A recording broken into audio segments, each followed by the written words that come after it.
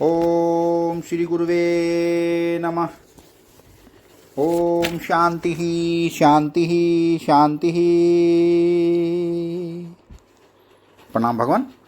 भगवान, अभी हमारा सत्संग ईशावास्योपनिषद से श्री स्वामी अखंड आनंद सरस्वती जी महाराज द्वारा विरचित, तो मंत्र नंबर 6 की व्याख्या चल रही है भगवान। तो पहले मंत्र लेते हैं, उसके बाद जो मंत्र के अर्थ पर स्वामी जी का विचार चल रहा है उसकी सत्संग लेंगे भगवान। तो पहले मंत्र किस प्रकार से बताया स्वामी जी ने। ये तु सर्वाणि भूतानि आत्मनि एव अनुपश्यति सर्वभूतेषु च आत्मान तत् न विजुगुप्सते। अर्थात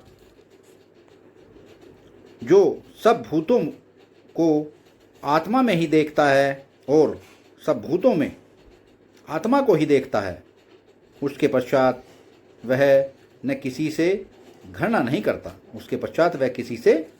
करता।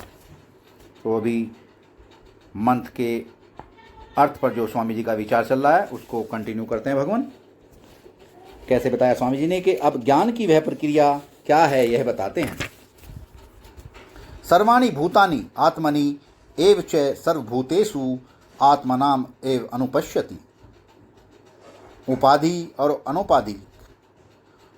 और अनुपाधिक सभी सर्वाणि भूतानि पद के वाच्य हैं। प्रकृति अथवा अव्यक्त, महतत्व, अहंकार तथा पंच महाभूत और उनकी विकृतियां ये सब भूत हैं। प्रकृत्योपाधिक ईश्वर, महत्तत्पाधिक हिरण्यगर्भ, अहंकारोपाधिक विराट,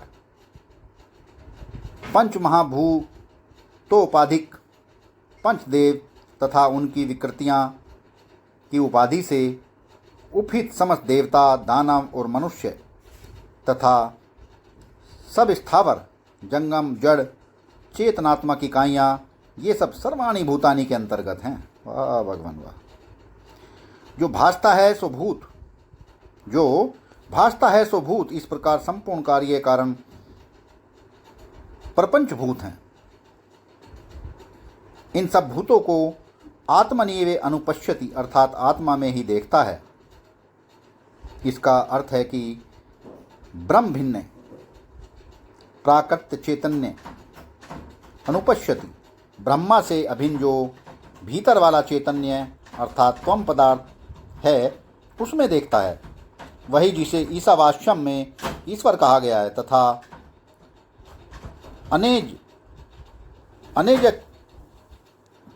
अनेजदेकम मनसो जवियो इत्यादि कहकर तथा तदेजति तन्नेजति इत्यादि कहकर जिसका देश काल में अपरिच्छिन्न तत्व वर्णन किया गया है, जो सबके बाहर और भीतर रहता हुआ हिरण्यगर्भ अर्थात मातृस्वा के अपोधान का अधिष्ठान है, उसी ब्रह्म या ईश्वर या आत्मा में संपूर्ण भूतों को देखने की बात यहाँ है। यहाँ आत्मा और ईश्वर की एकता का स्पष्ट प्रतिपादन है। ईशावास्यम इदम सर्वम, यह सब ईश्वर से आच्छादनीय है और सर्वाणि भूतानि आत्मिन एव, सब भूत आत्मा में ही है। इस प्रकार जो ईश्वर है वही आत्मा है और जो आत्मा है वही ईश्वर है। अनुपश्यति अर्थात देखता है, अनुदर्शन करता है। यहाँ अनु उपसर्ग का अर्थ ध्यान में लेने योग्य है। नेत्र से रूप देखता है, आकृति दिखती है, किंतु बुद्धि से क्या दिखता है? सुंदर, असुंदर, ग्रहणीय अथवा तजाज्य। बुद्धि से जो दिखता है वह नेत्र से देखने के पीछे की स्थिति है। नेत्र आगे देखता है और बुद्धि पीछे, अनु पीछे अर्थात अनु देखती है। इस प्रकार बुद्धि आगे जिसे सुंदर असुंदर बताती है, आत्मा पीछे उसका केवल भास कराता है। वाह भगवान वाह। नेत्र आगे देखते हैं और बुद्धि पीछे देखती है। इस प्रकार बुद्धि आगे जिसे सुंदर असुंदर बताती है, आत्मा पीछे उसका केवल भास कराता है। यानी बुद्धि के अनु आत्मा यानी बुद्धि के अनुआत्मा हैं। आत्मा संपूर्ण दर्शन कारणों के पीछे है, उन समस्त कारणों और उनके विषयों का प्रकाशक तथा उनका अधिष्ठान भी है। इसलिए अनुपश्यति का अर्थ है दर्शन की सब प्रक्रियाओं का स्वयं प्रकाश आत्मा में प्रियवसान होना। नेत्र केवल रूप देखते हैं, बुद्धि नेत्र को भी देखती है और उसके विषय रूप के साथ मिले हुए अर्थात सुंदर असुंदर रूप पूर्व संस्कार को भी देखती है। अहंकार नेत्र बुद्धि सहित संस्कार विशिष्ट रूप को देखता है। अहंकार नेत्र बुद्धि सहित संस्कार विशिष्ट रूप को भी देखता है। आत्मा नेत्र बुद्धि अहंकार सहित संस्कार विशिष्ट रूप और इन सब के अभाव को भी अर्थात सुषुप्ति में देखता है। इसलिए आत्मदृष्टि ही वस्तुतः अनुदर्शन है। दोबारा से लेते हैं भगवान ये पैरा को। नेत्र केवल रूप देखते हैं, बुद्धि नेत्र को भी देखती है और उसके विषय रूप के साथ मिले हुए सुंदर और असुंदर पूर्व संस्कारों को भी देखती है। अहंकार नेत्र बुद्धि सहित संस्कार विशिष्ट रूप को देखता है। अहंकार नेत्र बुद्धि सहित संस्कार विशिष्ट रूप को देखता है। आत्मा नेत्र बुद्धि अहंकार सहित संस्कार विशिष्ट रूप और इन सबके अभावों को भी देखता है। इसलिए आत्मदृष्टि ही वस्तुतः अनुदर्शन है। यदि विलोम क्रम से विचार करें तो सर्वप्रथम आत्मदृष्टि है, पश्चात क्रम से अहंकार दृष्टि, बुद्धि दृष्टि एवं इंद्रिय दृष्टि है।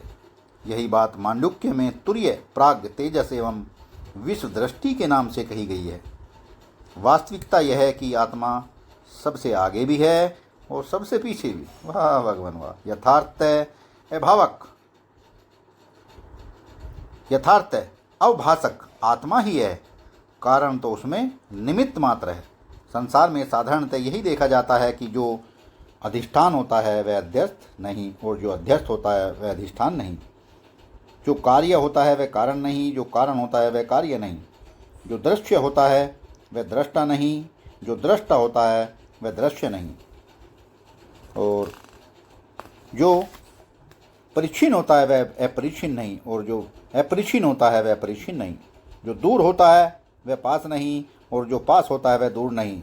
जो स्थिर होता है वह गतिशील नहीं और जो गतिशील होता है वह स्थिर नहीं। किंतु आत्मदृष्टि इस दर्शन के सर्वथा भिन्न है।